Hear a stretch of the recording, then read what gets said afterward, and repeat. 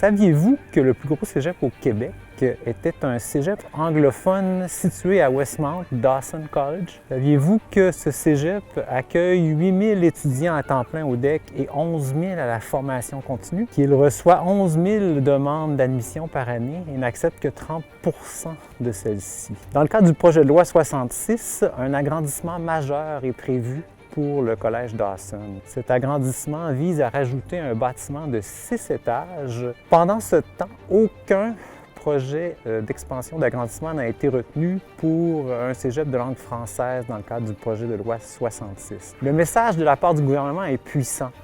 Dawson est déjà le plus gros cégep au Québec. On peut dire que Dawson est considéré comme le joyau du réseau collégial au Québec. On peut affirmer que le gouvernement du Québec priorise les études collégiales en anglais à Montréal. La majorité des étudiants qui s'inscrivent à Dawson sont des allophones, c'est-à-dire que ce sont des enfants de la loi 101, donc des immigrants récents qui ont été scolarisés en français et qui, une fois le secondaire terminé, donc une fois que les clauses de la charte cessent de s'appliquer, bonne partie de ceux-ci sur l'île de Montréal tournent le dos au système collégial francophone et s'inscrivent dans le réseau anglophone. La majorité des étudiants qui s'inscrivent à Dawson proviennent de programmes particuliers ou d'écoles privées de Montréal. Ce sont des étudiants qui, en majorité, proviennent de milieux financièrement aisés. Saviez-vous que 90 des finissants de Dawson s'inscrivent ensuite à McGill et Concordia, donc ils choisissent de poursuivre leurs études universitaires en anglais.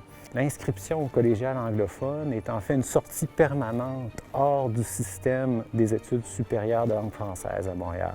Les étudiants qui s'inscrivent à Dawson sont déjà bilingues en grande majorité. Il ne s'agit pas d'un stage d'immersion pour perfectionner leur anglais, comme on l'affirme souvent. Cette décision de prioriser l'agrandissement de Dawson est, à mon avis, incompréhensible, injustifiable et profondément injuste.